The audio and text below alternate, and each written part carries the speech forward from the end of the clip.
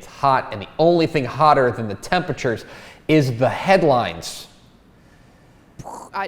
Fire sounds don't He necessarily work. He said convincingly. It is the heat of June. Not a ton going on in the football world, but there are some headlines from across the state of Texas I want to get to. One of them came down last week, and it was first reported by J.D. Davis of Mean Green Sports, and then it was confirmed by our own Carter Yates that Stone Earl is transferring from North Texas, and the long, winding journey of Stone Earl continues.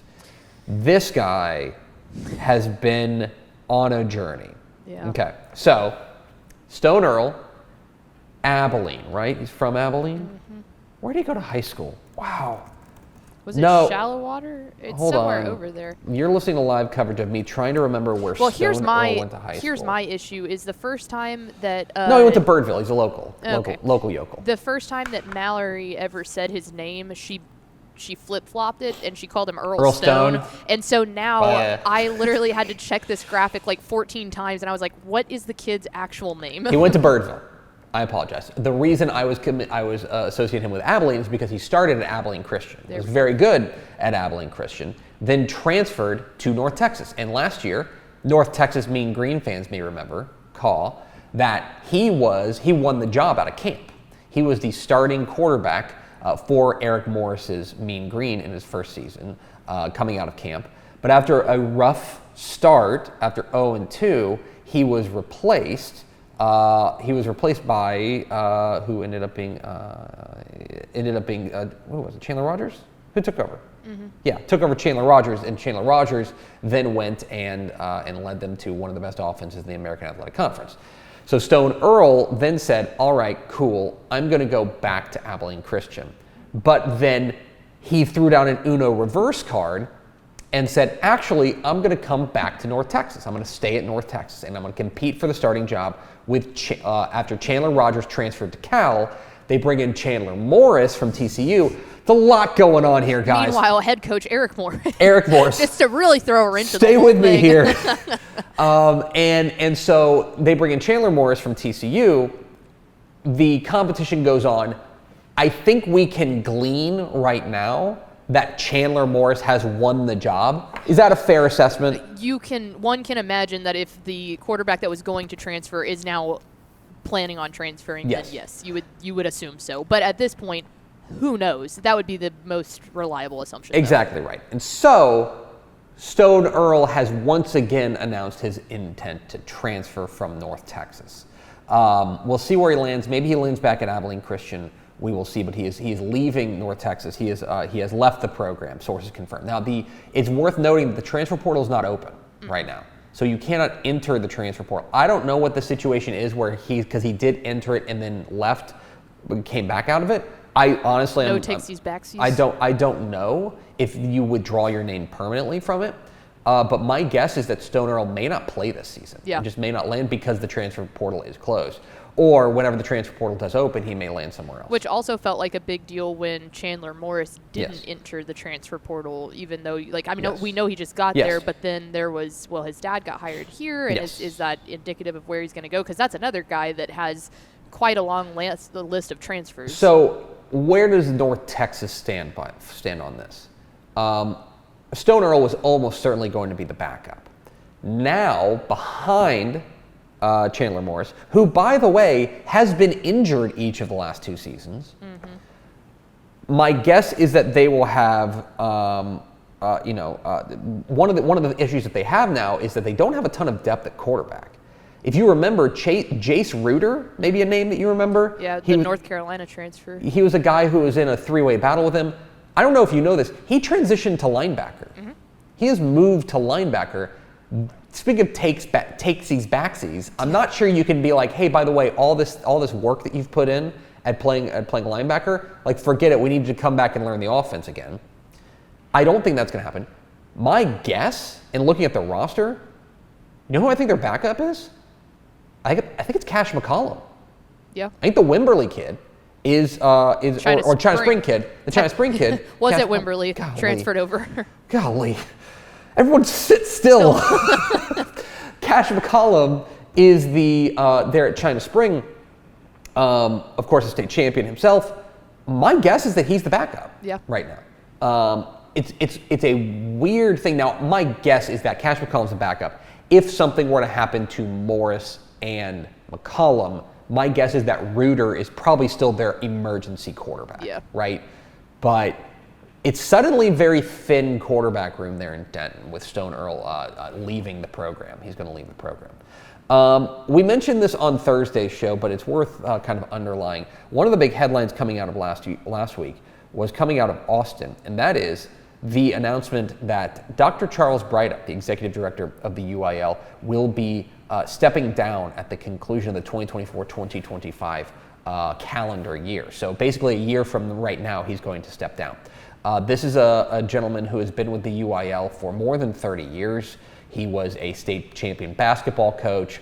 He is a guy who knows his way around Texas athletics, rose through the ranks of the UIL in 2009. He became the 7th executive director of the UIL and has served in that capacity for the last 15 years. He will play out a 16th year and then hang it up.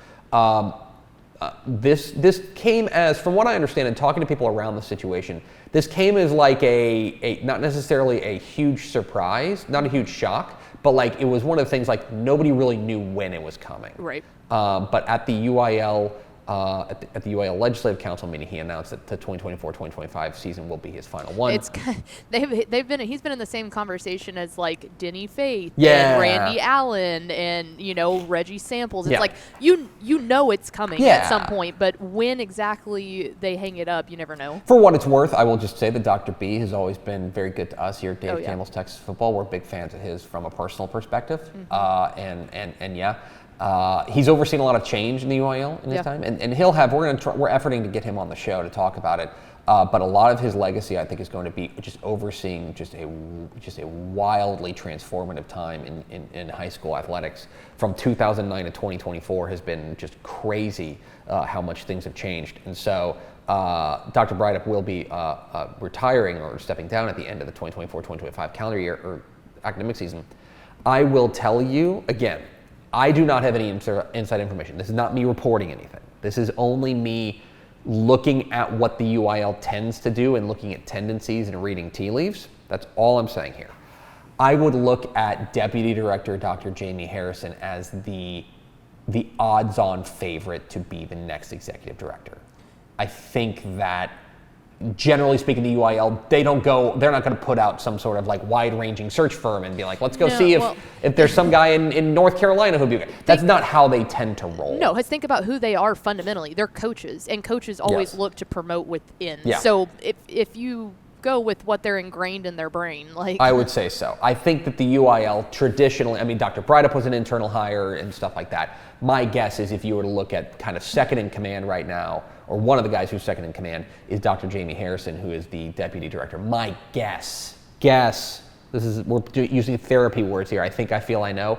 I think that Dr. Jamie Harrison is the likely successor to Dr. Charles Breithaupt, who will be stepping down for the 2024-2025 season. Okay, finally, Pickle, let's talk a little 7-on-7, because this time next week, like right here on this very program next week, we will have the pools. Mm-hmm. I don't think we're at liberty to announce. Yeah, we are. Are we? Yeah. About Sunday? Yeah. So Sunday. Let it rip. Sunday. Do we have a time? I think 5 o'clock. That we're still workshopping, but I think 5 o'clock. Let's call it Sunday evening. Yes. Why don't you nestle up next to your computer or streaming device and log on to wherever you're watching this for a Texas Football Today special, the exclusive reveal of the state 7-on-7 pools. Exclusively here on TexasFootball.com. We will have them and reveal them to the world. It will be Sunday evening, live here on our program, here in this very studio. We're very excited about that, partnering with the State 7-on-7 board to reveal the pools for all three divisions of the State 7-on-7 tournament coming up here. The tournament is a week from Thursday, but the pools will be revealed exclusively live here on TexasFootball.com, on YouTube, on Twitter, on Facebook, in our reveal special that is coming up Sunday evening, 5-ish. It's the kickoff to Texas football tonight. 5-ish, exactly right. It's the kickoff for Texas football tonight. All that is to say, we have more teams that have qualified for the state 7-on-7 tournament, which will be which will be starting on June 27th in College Station. At the Fossil Ridge SQT, Keller Central got in, as well as Hazlitt Eaton got in as well. Those are the teams that got in. I believe Louisville got in as well. Louisville also in from there. At the Ridgepoint SQT down in the Houston area, Fort Pitt Ridgepoint wins their own tournament, as does Alvin Shadow Creek. Shadow Creek will be there at the State 7-on-7 tournament. The Corpus Christi SQT, Corpus Christi Miller, high-flying offense, no surprise. Justin Evans' ball club will be there at the State 7-on-7 tournament, as will San Antonio East Central, who gets into the state tournament there. Midlothian Heritage SQT, it was Killeen Harker Heights and Frisco Centennial were the two teams that got there. At the River City SQT, that's a fancy way of saying San Antonio.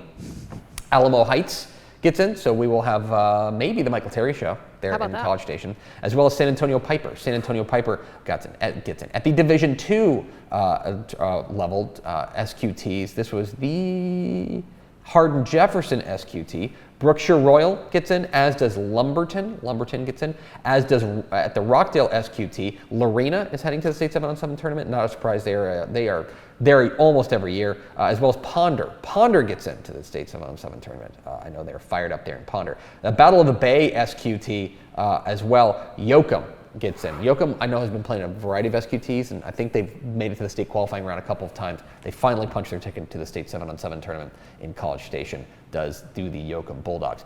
We will have complete coverage of the State 7-on-7 tournament and all things 7-on-7 at texasfootball.com, including Sunday evening, Sunday, the exclusive reveals of the State 7-on-7 pools live here on our very programming. So we hope you will stick around for that. And that is headlines from across the state.